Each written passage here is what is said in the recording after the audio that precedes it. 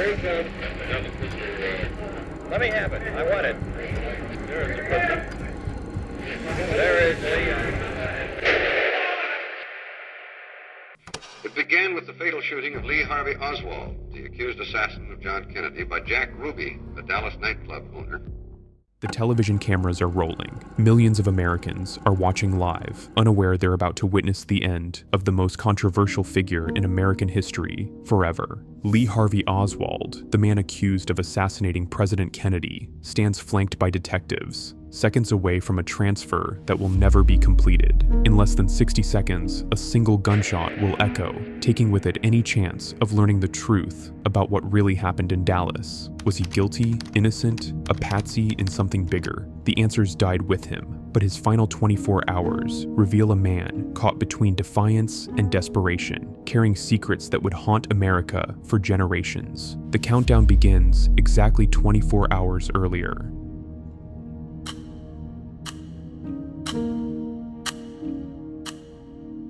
Lee Harvey Oswald sits alone in his cramped fifth-floor cell, but this isn't the broken man you might expect. Despite facing charges for allegedly murdering both the President of the United States and Dallas police officer J.D. Tippit, something about his composure is deeply unsettling. The cell is stark, a narrow cot, a sink, a toilet, 4 bare walls that have become his entire world for the past 48 hours. Yet there's something chilling about his calm demeanor. Guards whisper among themselves. How can someone facing possible execution look so controlled? For nearly 2 days, he's endured relentless interrogations about the most shocking crime in American history. He's been questioned about shots fired from the 6th floor of the Texas School Book Depository, about a mail-order rifle, about his whereabouts when the president's motorcade passed through Dealey Plaza.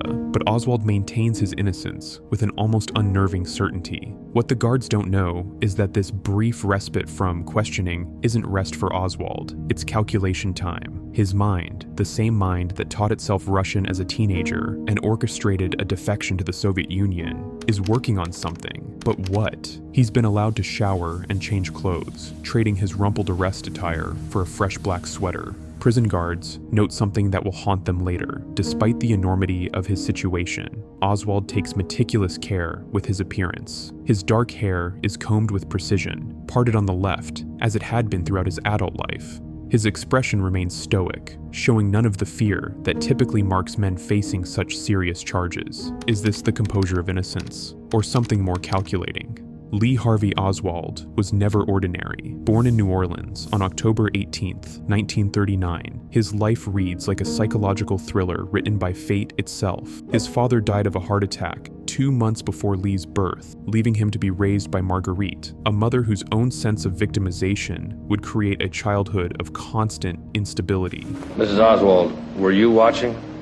No, I wasn't. Where were you when your son was killed? I was with my daughter-in-law Marina at the Executive Inn, and just about 15 minutes before the terrible tragedy, I said to Marina, honey, let's turn the television off, and I turned it off myself, and so we didn't see the actual killing of my son. The warning signs emerged early. A psychiatric evaluation at age 13 described him as emotionally disturbed and potentially dangerous, words that would echo through history when shots rang out in Dealey Plaza. The report noted personality pattern disturbance with schizoid features and passive-aggressive tendencies. But were these the seeds of assassination or the makings of a scapegoat? His teenage years revealed an unusual fascination with Marxism and the Soviet Union. While his peers worried about dates and homework, Lee was reading communist literature and teaching himself Russian. This wasn't typical rebellion. This was a young man searching for an ideology that would give meaning to his existence. At 17, he enlisted in the Marines, but even military discipline couldn't contain his contrarian nature. Court-martialed twice, once for fighting, once for possessing an unregistered weapon. He earned the nickname Oswald Scovich from fellow Marines who were baffled by his open communist sympathies. Here was a U.S. Marine who openly praised America's greatest enemy, patriot or traitor. His marksmanship scores were average at best, despite later claims about his shooting abilities, a detail that would fuel conspiracy theories for decades. If Oswald wasn't an exceptional marksman, how could he have made those shots from the 6th floor? In 1959, at age 19, Oswald made a move that seemed to come from a spy novel. He defected to the Soviet Union. This wasn't impulsive teenage rebellion. This was a calculated attempt to become someone significant in the global struggle between superpowers. For nearly 3 years, he lived in Minsk, working in a radio factory and marrying Marina Prusakova, a 19-year-old pharmacist. But even in the communist paradise he had idealized, Oswald found only disappointment. The Soviets viewed him with suspicion, gave him menial work, and kept him under constant surveillance. Was his disillusionment genuine, or was this all part of something larger? By 1962, facing the reality that he was just another factory worker rather than the important political figure he had imagined himself to be, Oswald began planning his return to America. He contacted the U.S. Embassy in Moscow, eventually securing permission to return with his Russian wife and infant daughter. But what really happened during those Soviet years? What did he learn? Who did he meet? Back in Texas, Oswald's life continued its pattern of failure and mounting frustration. He moved between low-paying jobs, struggled with his marriage to Marina, and grew increasingly angry at a world that refused to recognize what he believed was his exceptional nature. Then came April 1963, and the first clear sign that Lee Harvey Oswald might be capable of political violence. He attempted to assassinate retired General Edwin Walker, a right-wing activist, firing a shot through Walker's window that missed by inches. Marina later testified that Lee had planned the attack meticulously, photographing Walker's house and studying his movements. Marina, do you believe that your husband killed President Kennedy? I don't want to believe, but I have too much facts, and facts tell me that Lee shot Kennedy. Was this a dress rehearsal for Dallas?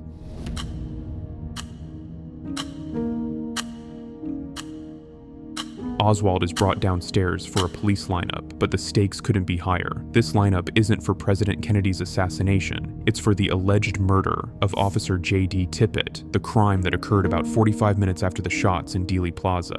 The Tippit shooting had multiple witnesses. The officer had been patrolling the Oak Cliff neighborhood when he apparently spotted someone matching the description broadcast over police radio. Tippit stopped his patrol car, got out, and approached the suspect.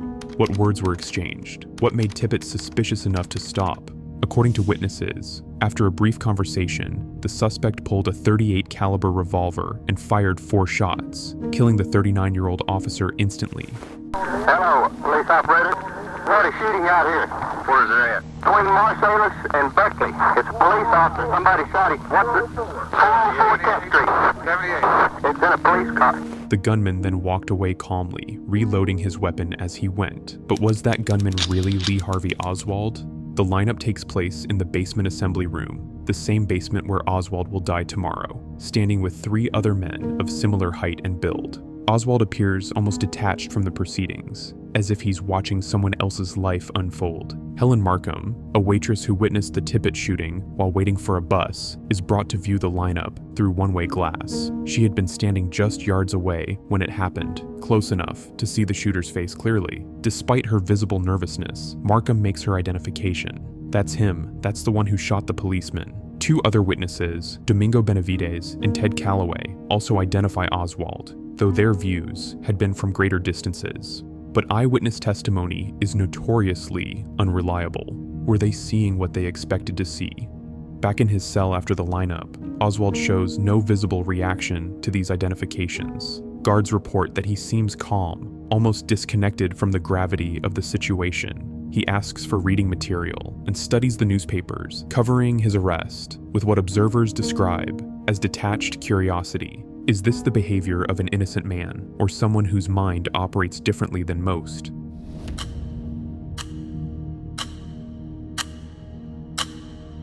Lunch arrives, soup, sandwich, and coffee. Oswald eats methodically, showing none of the loss of appetite that typically affects prisoners facing such serious charges. His only complaint is that the coffee is cold. This normal appetite in abnormal circumstances, what does it reveal about his state of mind? As he eats, the world outside continues to reel from Friday's events. President Kennedy is dead, Vice President Johnson has been sworn in, and the nation is struggling to comprehend how their young, charismatic leader could be gunned down in broad daylight in Dallas. But what role, if any, did the man eating lunch in Cell 5 really play in that tragedy? The interrogation room is small, cramped, and suffocating under harsh fluorescent lights. Captain Will Fritz returns with FBI agents Bookhout and Hosty, along with Secret Service Inspector Thomas Kelly. The psychological pressure is intense, but something remarkable is happening. Oswald isn't breaking down. He's getting stronger, more defiant. "I didn't shoot anybody," he repeats with chilling consistency. "I'm just a patsy." A patsy in what? For whom? When confronted with physical evidence, his palm print allegedly found on the rifle discovered on the 6th floor, fibers from his shirt supposedly caught on the weapon's butt plate, his possession of the revolver allegedly used to kill the officer. Oswald has explanations for everything. The rifle wasn't his, he claims, though he admits to owning rifles in the past. The revolver was taken from him by police, but he insists he carried it for protection in what he considered a dangerous neighborhood. Too convenient? Or the desperate explanations of a man who knows he's being framed? Fritz, an experienced interrogator, tries every technique, asking the same questions repeatedly, looking for inconsistencies, probing for psychological weaknesses, but Oswald proves remarkably resistant. He answers some questions, deflects others, and occasionally turns the tables by asking his own. "Why am I being held? What evidence do you have against me?" This isn't the behavior of a typical suspect. Is it guilt, innocence, or something else entirely? Most unsettling of all, Oswald complains about not being allowed to contact a lawyer and about the media circus surrounding his case. He seems more concerned with his rights and his image than with the possibility of execution. What kind of man faces possible death with such calculated composure?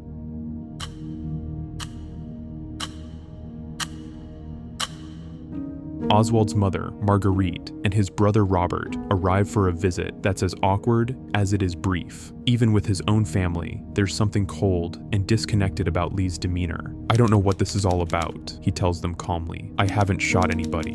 Even as his mother proclaims his innocence and his brother tries to offer support, Oswald seems to be somewhere else mentally, as if he's already several moves ahead, in some game only he understands. Marguerite immediately begins complaining about her son's treatment and proclaiming his innocence to anyone who will listen. But Robert, perhaps seeing something in his brother's demeanor that their mother misses, seems less certain.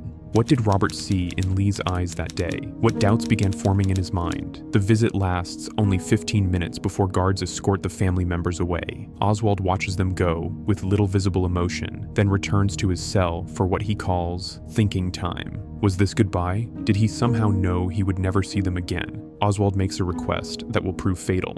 He wants John Abt, a prominent New York civil rights attorney known for defending Communist Party members and other left-wing activists. Abt has represented many high-profile political cases and is exactly the kind of lawyer Oswald believes he needs. But why this specific attorney? What did Oswald think Abt could do that others couldn't? The problem is that Abt is unreachable, spending the weekend at his country home in Connecticut, blissfully unaware that history is trying to contact him. Police officials make several attempts to reach him, but the calls go unanswered.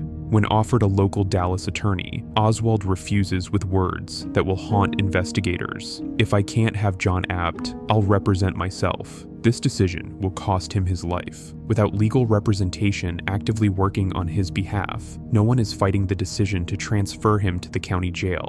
No one is demanding additional security measures. No one is questioning the wisdom of moving him through a basement filled with reporters and cameras. Was this stubbornness, arrogance, or was Oswald following instructions from someone else? The refusal of local counsel becomes one of the most puzzling aspects of his final hours. Here was a man facing possible execution, yet he was willing to go without any legal help rather than accept representation from anyone other than his first choice. What did he know that made him so particular about his lawyer?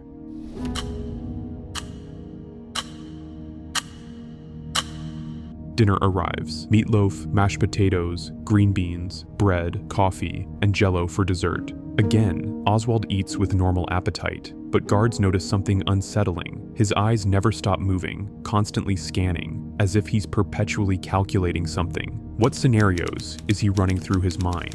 The meal is consumed in relative quiet, but there's tension in the air. The guards sense something different about this prisoner, something that sets him apart from typical suspects. He seems too calm, too controlled, too aware of his situation for someone facing such serious charges. Is this the composure of innocence, or the calculation of someone still playing a game?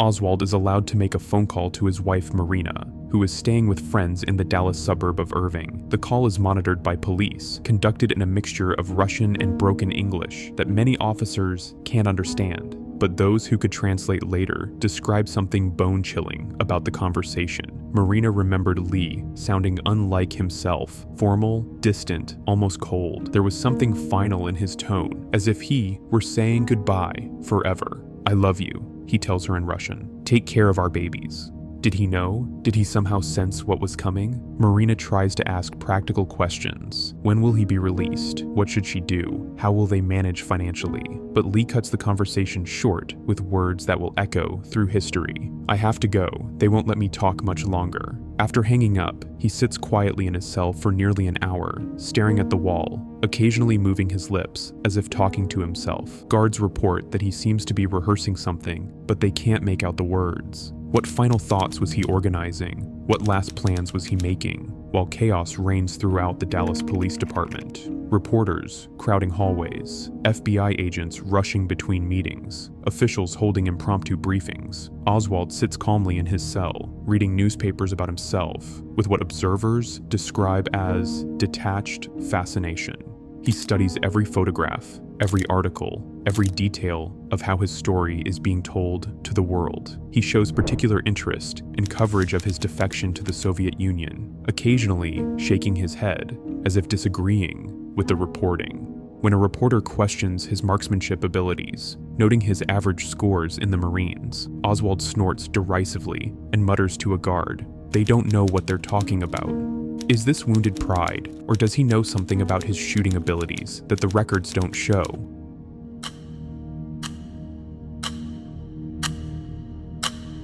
At 9 p.m., he watches the evening news on a small television that has been moved near his cell. Walter Cronkite and other anchors discuss the day's developments, and Oswald watches footage of himself being moved through the police department. His own words from brief press conferences and interviews with people claiming to know him. What thoughts run through a man's mind as he watches himself become a historical figure? There's something almost surreal about watching Oswald watch himself on television. He seems more interested in how he's being portrayed than in the legal implications of his situation. It's as if he's finally achieved the significance he sought his entire life, even if it comes at the ultimate cost. Is this satisfaction, regret, or something else entirely? While Oswald appears to rest in his cell, Police Chief Jesse Curry makes an announcement that will seal his fate. The transfer to the county jail will take place at approximately 10 a.m. on Sunday morning. The announcement is meant to satisfy the media's insatiable demand for information, but it also provides anyone with harmful intentions advance notice of exactly when and where Oswald will be most vulnerable. Was this decision simple accommodation to the press, or something more sinister? Somewhere else in Dallas, Jack Ruby is having his own restless night. The 52-year-old nightclub owner has been reportedly distraught over Kennedy's assassination, consumed with thoughts of revenge and justice. Ruby has been a frequent visitor to the police department over the weekend, bringing coffee and sandwiches to officers working around the clock. Two men, unaware their fates, are about to intertwine in the most deadly way possible. The decision to announce the transfer time publicly will be debated by investigators for decades. In an era when presidential assassins were typically moved in secrecy, why was Oswald's transfer treated like a media event? Incompetence or design? The cell is never completely dark. An overhead bulb remains on, casting harsh shadows that dance whenever anyone walks past. Every 15 minutes, guards check on Oswald, their footsteps echoing in the corridor, their flashlights briefly illuminating his face. Sleep doesn't come easily. Oswald tosses and turns, occasionally muttering words that guards can't understand. At 1:30 a.m., he sits up suddenly and asks for water. Officer Stovall later recalls something that chills him. Oswald's hands were completely steady when he took the cup. No shaking, no nervousness, Stovall remembered. He drank it down like he didn't have a care in the world. What kind of man maintains such composure while facing possible execution? At 2:45 a.m., guards find Oswald sitting on the edge of his cot, fully alert and staring into the darkness. "Can't sleep?" a guard asks. "Just thinking," Oswald replies. "About what?" "Everything. My whole life." What memories was he reviewing? What secrets was he organizing? What final decisions was he making? The night hours stretch endlessly, filled with the sounds of a police station that never sleeps, footsteps in corridors, muffled conversations, the occasional ringing of telephones. But in Cell 5, Lee Harvey Oswald sits alone with thoughts that will die with him in just a few hours.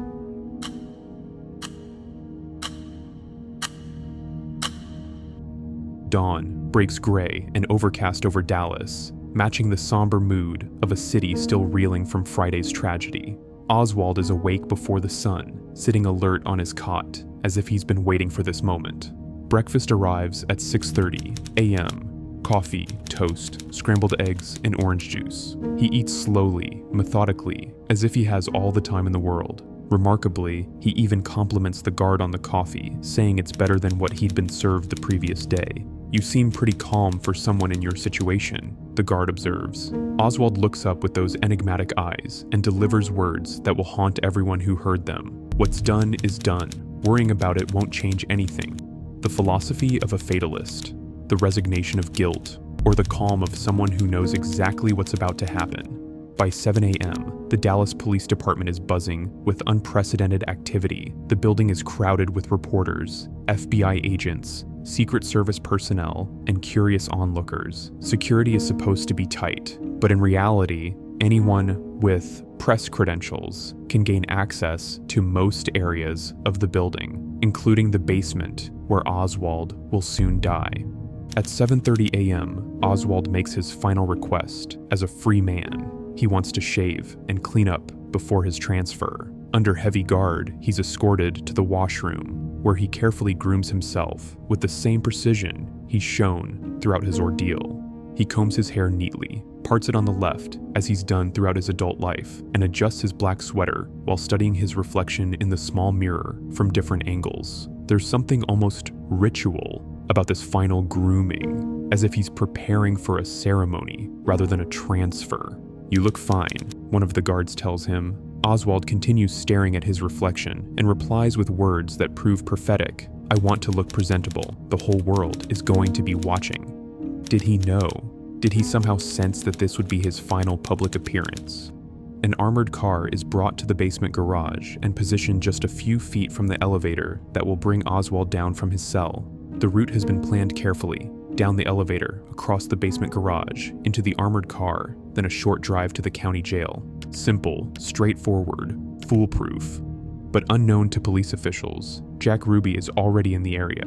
The nightclub owner has spent a sleepless night, reportedly consumed with grief over Kennedy's assassination and thoughts of revenge. Ruby has been a familiar face at the police department all weekend, bringing food and coffee to officers working around the clock. His presence is so unremarkable that no one questions why he's there. Ruby moves through the building with the confidence of someone who belongs, his familiar face opening doors, his reputation as a friend to police officers, providing him access that others would be denied. How many coincidences does it take to make a conspiracy? At 9 a.m., Oswald is informed that his transfer will begin shortly. For the first time since his arrest, observers note a flicker of concern crossing his face. He asks specific questions about the route they'll take, about security measures, about the crowds of reporters waiting outside. "There are a lot of people out there who want me dead," he tells Captain Fritz. "You'll be safe," Fritz assures him. "We know how to handle this kind of thing." But Oswald seems unconvinced, his eyes showing the first real sign of worry since his arrest. Does he sense something? Does he know his time is running out? At 9:15 a.m., one final attempt is made to reach John Abt in Connecticut. The phone rings unanswered at the attorney's country home. When offered a local Dallas lawyer one last time, Oswald again refuses. "If I can't have Abt, I don't want anyone," he says. This stubbornness, this insistence on one specific attorney, becomes his death sentence. With proper legal representation, Oswald might never have been transferred so openly, might have been moved under different circumstances, might have lived to tell his story, whatever that story might have been. But was this really stubbornness, or was he following someone else's instructions?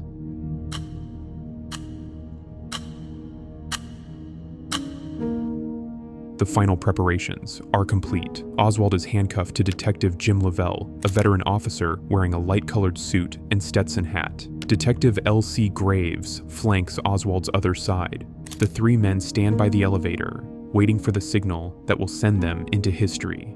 The atmosphere is tense, but controlled. This transfer has been planned down to the minute, with dozens of officers providing security and crowd control. What could possibly go wrong? In an attempt to ease the tension, Lavelle makes what will become one of history's most tragically ironic comments. "Lee, if anybody shoots at you, I hope they're as good a shot as you are."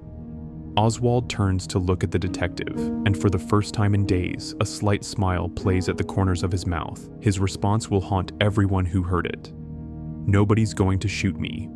Famous last words, spoken with such confidence that observers will wonder for decades if he knew something they didn't.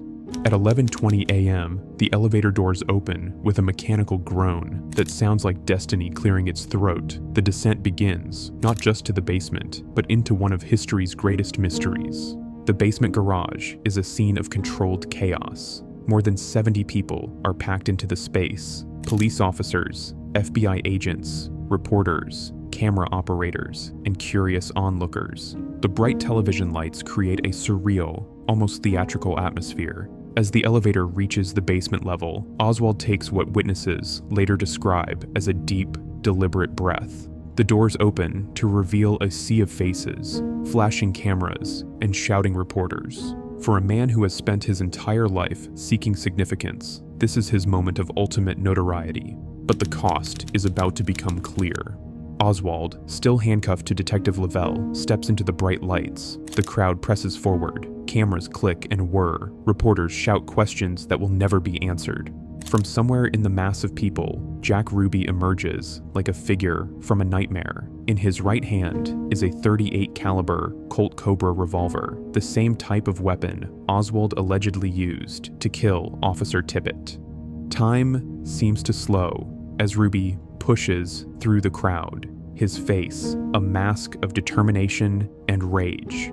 As millions of Americans watch on live television, Ruby lunges toward Oswald and fires a single shot into his abdomen. The gunshot sounds like thunder in the confined space of the garage. Oswald doubles over with a sharp grunt, the only sound he makes. Detective Lavelle is jerked forward by the handcuffs as Oswald collapses. In the chaos that follows, Ruby is immediately tackled and subdued by police officers. As they wrestle the gun away from him, he shouts words that add another layer to the mystery.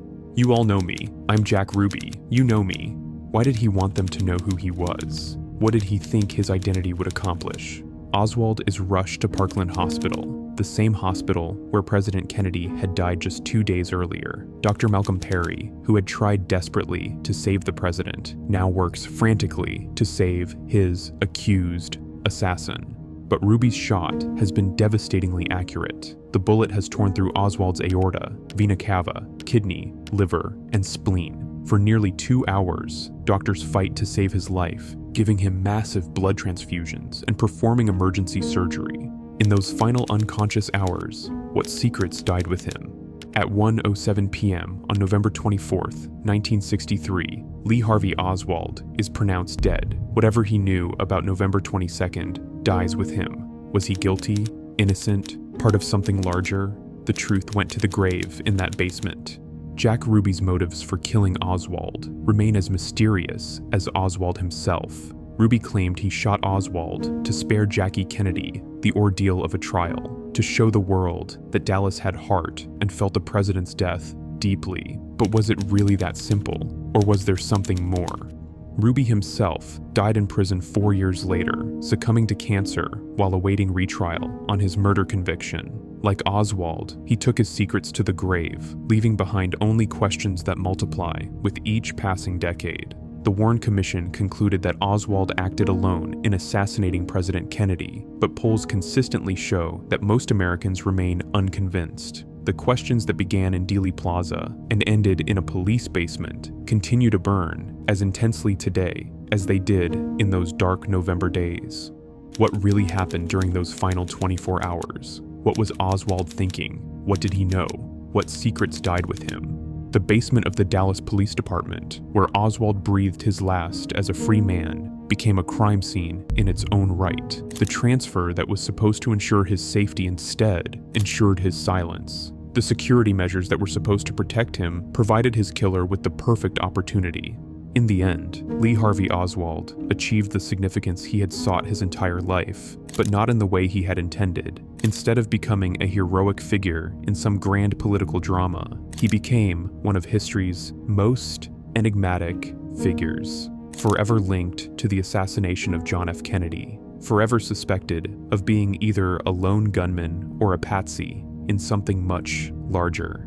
The final 24 hours of Lee Harvey Oswald remain one of the most scrutinized periods in American history, yet they raise more questions than they answer. In those last hours, as he sat in his cell, as he ate his final meals, as he prepared for a transfer that would never be completed, Oswald held the keys to one of the greatest mysteries of the 20th century. When Jack Ruby's bullet silenced him at 11:21 a.m. on November 24th, 1963, those keys were buried forever, leaving America to wrestle with the mystery. The man who may have changed history died with history's greatest secrets. The truth about Dallas died in a basement. The questions live on forever,